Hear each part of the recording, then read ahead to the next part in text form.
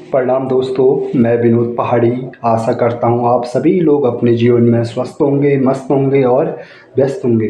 तो दोस्तों, इस वीडियो के माध्यम से मैं एक बहुत बड़ी दुखद खबर बताने जा रहा हूँ। दोस्तों, भारत के जाने माने गज़ल गायक पंकज उधास जी इस दुनिया से अलविदा कह दिया। दोस्तों कल शाम यानी 26 फरवरी 2024 को मुंबई के एक हॉस्पिटल में एडमिट थे। दोस्तों, वहाँ उन्होंने अपनी अंतिम सांस ली। दोस्तों, मैं उनको अपनी तरफ से एक भावपूर्ण श्रद्धांजलि देता हूँ और भगवान से यही प्रार्थना करता हूँ, जहाँ उनकी आत्मा हो, भगवान उनकी आत्मा को सुख संपत्ति दे और इस घड़ी में उनकी परिवार को दुख सहने की क्षमता दे। दोस्तों, मैं इस वीडियो के माध्यम से पंकज उधास जी के जीवन के बारे में कुछ चीज़ें बताना चाहूँगा। इस वीडियो को आप अंत तक ज़रूर देखना। दोस्तों, सबसे पहले मैं पंकज उधास जी के जन्म के बारे में बताना चाहूँगा। पंकज उधास जी का जन्म 17 मई 1951 को गुजरात के एक जेतपुर नामक गांव में हुआ था तथा दोस्तों इनके पिताजी का नाम केशुभाई उदास जो एक सरकारी कर्मचारी हुआ करते थे तथा इनकी माताजी का नाम था जीतूभाई उदास दोस्तों जो एक गृहिणी थी। दोस्तों, अगर मैं इनके परिवार की बात करूं तो इनके परिवार में 3 भाई थे।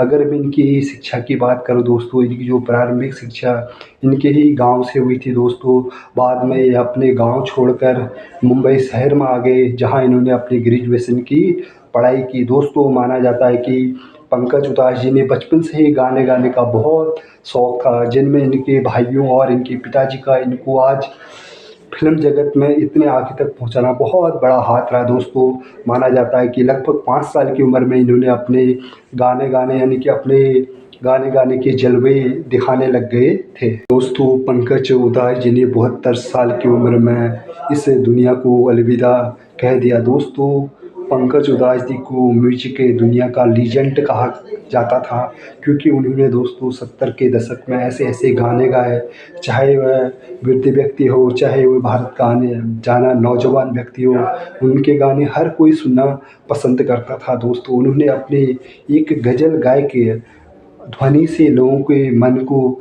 मनमोहित किया था। दोस्तों, आज इस दुनिया से वह चले गए। दोस्तों, वैसे तो पंकज उधास जी एक फ़िल्म जगत के हीरो थे, बट उनकी जो प्रेम कहानी है वह फ़िल्म से कम नहीं है। दोस्तों, पंकज उधास जी की मुलाकात उनकी पत्नी फरीदा से कैसे हुई, ये बहुत बड़ी लव स्टोरी है। लगभग 70 के दशक की यह लव स्टोरी है। दोस्तों, माना जाता है कि पंकज उधास जी की लव स्टोरी में उनके पड़ोसियों का बहुत बड़ा हाथ है। दरअसल माना जाता है कि दोस्तों पंकज उधास जी का जो पत्नी थी उनकी जो पत्नी थी फरीदा, उनसे मिलन पड़ोसियों द्वारा कराया गया था। दोस्तों, उस समय पंकज उधास जी अपनी कॉलेज की पढ़ाई कर रहे थे और जो उनकी पत्नी फरीदा थी वो भी अपने कॉलेज की पढ़ाई कर रही थी। दोस्तों, तो पड़ोसियों द्वारा जब उनको मिलाया गया, फिर एक दूसरे से मिलना हो गया। दोस्तों, मिलने के बाद फिर एक दूसरे को जानने लगे, फिर एक दूसरे के बहुत करीब आ गए। करीब आने के बाद दोस्तों एक दूसरे को वह दिल दे बैठे। दिल देने के बाद दोस्तों वह एक दूसरे से शादी करना चाहते थे। दोस्तों, फिर बीच में एक धर्म धर्म बहुत बड़ी दीवार बनकर आ गया, क्योंकि पंकज उधास जी जो है सो हिंदू परिवार से आते थे, जबकि जो उनकी पत्नी फरीदा थी वह एक पारसी परिवार से बिलोंग करती थी। दोस्तों, इस रिश्ते को मंजूरी तो पंकज उधास जी के परिवार ने इस रिश्ते को तो मंजूरी दे दिया, बट बाद में जो फरीदा थी उनकी परिवार ने इस रिश्ते को मंजूरी नहीं दी। तो पंकज उधास जी चाहते थे कि दोनों परिवार की सहमति से ये शादी हो। तो फरीदा और पंकज उधास जी ने दोनों ने आपस में डिसाइड किया कि हम तब तक शादी नहीं करेंगे जब हम दोनों परिवार सहमत ना हो जाए। दोस्तों, बाद में उनका फरीदा जी का परिवार भी सहमत हो गया। सहमत होने के बाद दोस्तों दोनों की शादी हुई। शादी होने के बाद दोस्तों कुछ समय बाद उनकी 2 बेटियों का जन्म हुआ। दोस्तों, पंकज उधास जी ने अपने करियर में बहुत सुपरहिट गाने गाए।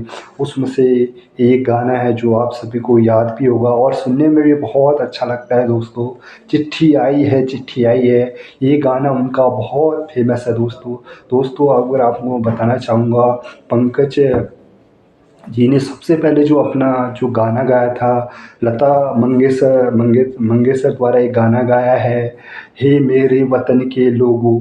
यह गाना दोस्तों उन्होंने अपने एक स्कूली दिनों में यह गाना गाया था, तो उसमें मात्र उनको एक 51 रुपये का इनाम दिया गया इस गाने के लिए दोस्तों।